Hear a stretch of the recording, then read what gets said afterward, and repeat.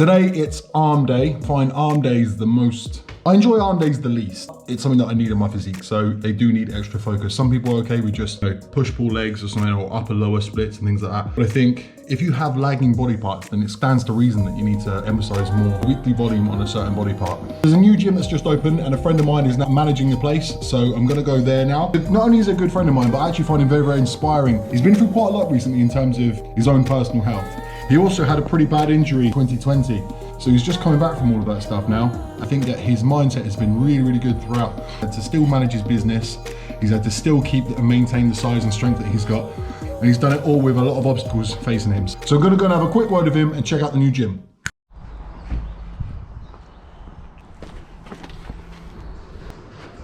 He's got it on film, alright? Can we get this in? Oh, motherfucker. You've been pushing too many pins. I don't even know your name, but yeah. Okay, here we are in the new gym. The main man of the gym as well. A few hiccups over the last few years, but he's still fighting fit. Oh, that was shit. I'm gonna do that. What's that? I'll just leave it in. It's like I'm nervous or something. Anyway, I'm gonna pass it over to him. James, take it away. So yeah, here we are at Live Health and Fitness. Loads on the last 2 years of my life. Been absolutely fucking crazy. One sec. So I'm a personal trainer at King's Gym in Farnworth. See, the lockdowns happened. So I had no way of making money then. I figured out a way of training. Lockdown, making myself and Craig the Blade. We were sneaking into a gym. That's very naughty. We were sneaking into a gym all the way through lockdown. It was like the perfect environment from a bodybuilding perspective. For the first time in my life, I could literally live like a professional athlete. Rest, train, sleep. I must have progressed my physique more than I've ever done in my life.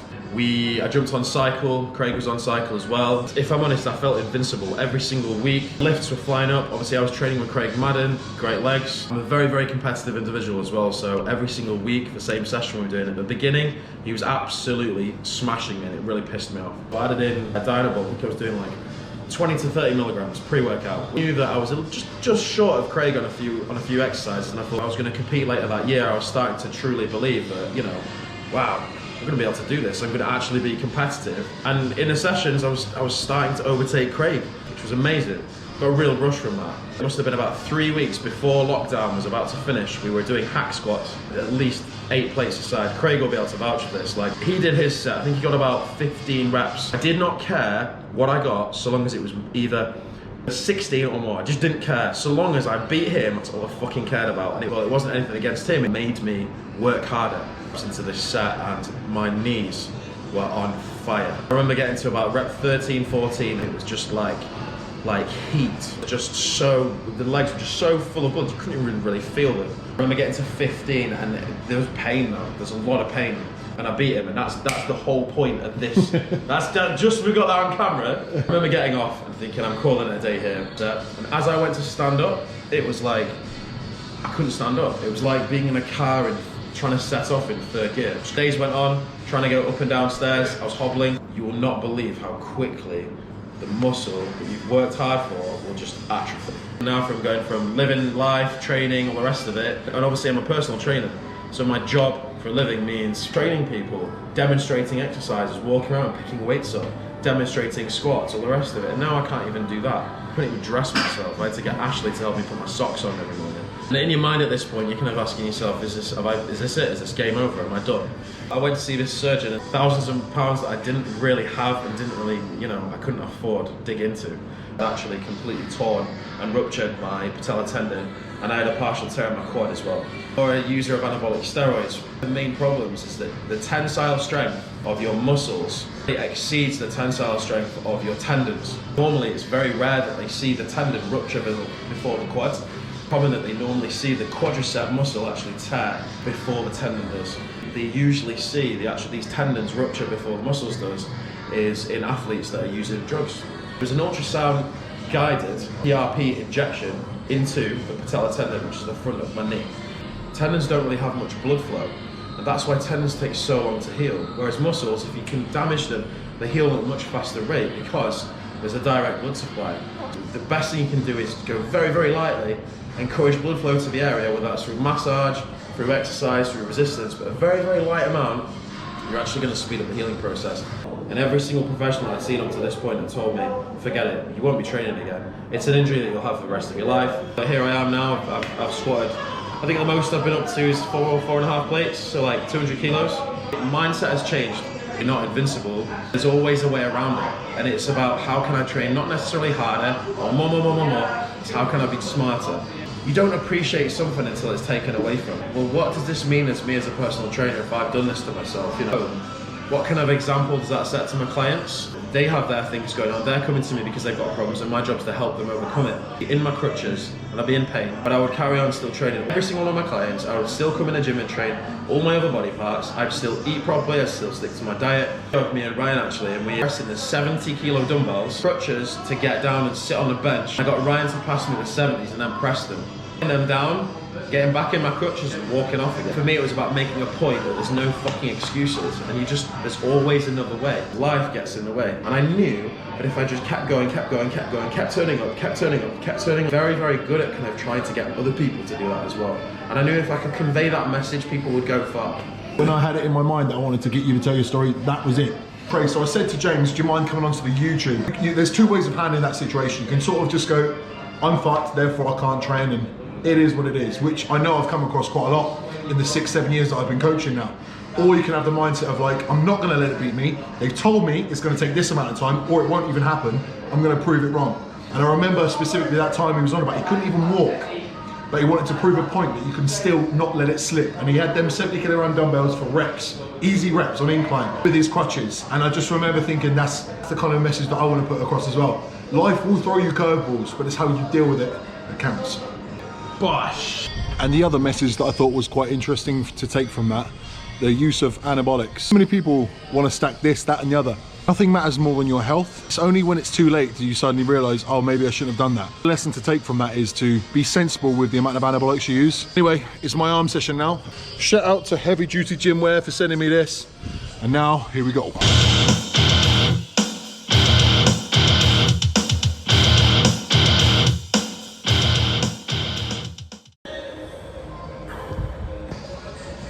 Arms and cardio done. One of the highlights, I was doing some close grip pressing. Did 140 kilograms for 12 pause reps for triceps. But if you didn't get a video, then it didn't count. So you have to take my word for it, I think. That is a wrap.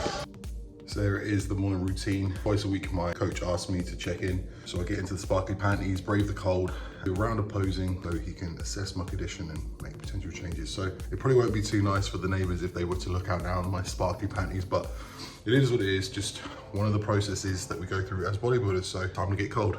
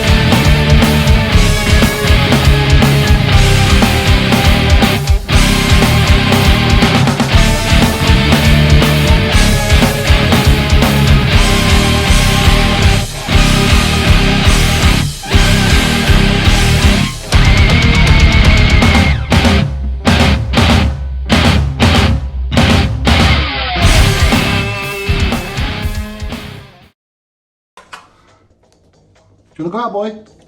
Do you wanna go out? Here you go.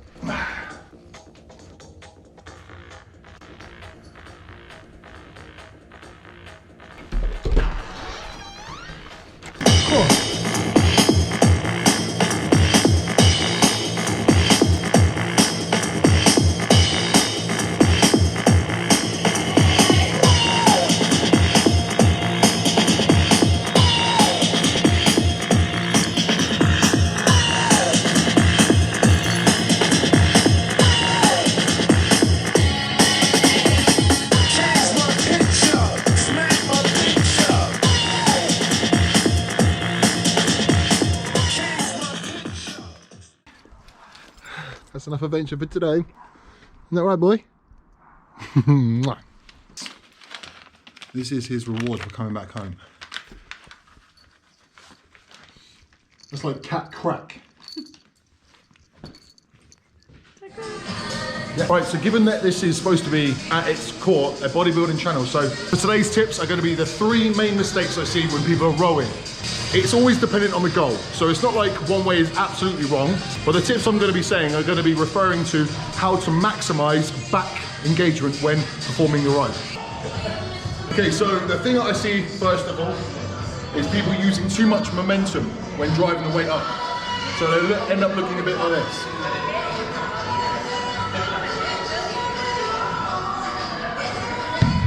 In the bottom part of the movement and in the top part of the movement, there's no engagement at all. It's more using momentum and using rear delts to actually pull the weight up.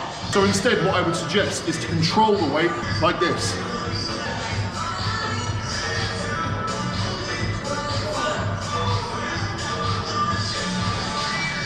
Mistake number 2 would be pulling too high. Now, the reason why this is a problem, not incorrect, but the reason why this is a problem, end up using more bicep and more posterior head of deltoid, like this. Now, when I'm pulling this up right now, there's not really any engagement in my lats at all. So instead, what I would suggest is follow what the natural movement of the lat is, which is pulling closer towards the hip.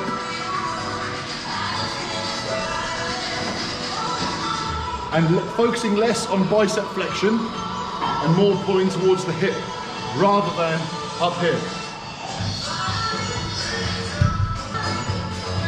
And last one is pulling closer towards the midline of your body. So from behind, what that will look like, what I'll see quite a lot is the elbow really flared out like this. Now it's important to note that that's not necessarily wrong, but when we're talking about lat engagement, you want to make sure that you're focusing on shoulder extension. This movement here. So shoulder flexion and shoulder extension. But by doing so, you'll need to keep the elbow close to the body.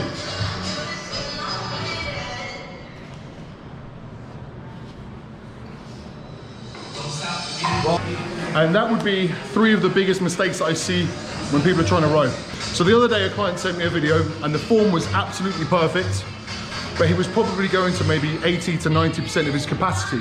And I said to him that you can probably go a little bit further and push yourself to 100% of your capacity until failure. The answer back was, but if I go to failure, there might be a little bit of form breakdown. The answer to that would be, making sure that you go to failure is of more importance than making sure 100% of your set is 100% accurate. Instead, think about being as accurate as you can, as safe as you can, whilst going to 100% of your capacity. That concludes today's video, so tune in next week.